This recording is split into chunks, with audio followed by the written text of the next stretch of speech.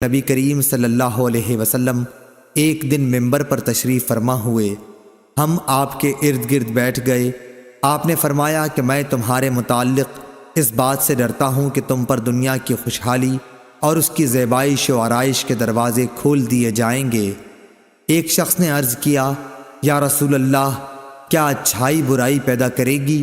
اس پر نبی کریم صلی اللہ علیہ وسلم خاموش ہو گئے۔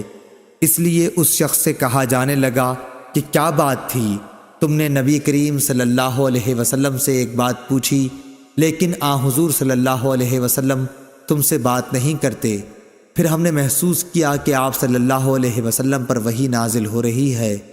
بیان کیا کہ پھر حضور صلی اللہ علیہ وسلم نے پسینہ صاف کیا جو وحی نازل ہوتے وقت آپ کو آنے لگتا۔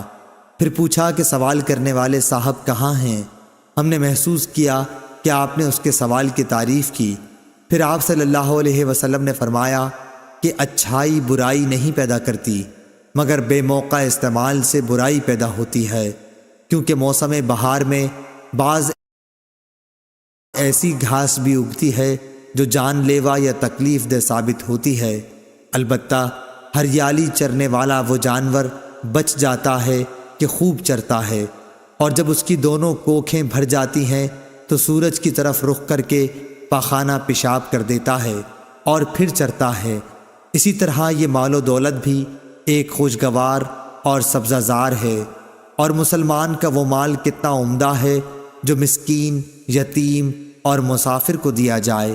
یا جس طرح نبی کریم صلی اللہ علیہ وسلم نے ارشاد فرمایا، ہاں، اگر کوئی شخص زکوٰۃ کا حقدار ہونے کے بغیر لیتا ہے تو اس کی مثال ایسے شخص کی سی ہے جو کھاتا ہے لیکن اس کا پیٹ نہیں بھرتا، اور قیامت کے دن یہ مال اس کے خلاف گواہ ہوگا۔ صحیح بخاری حدیث نمبر 1465۔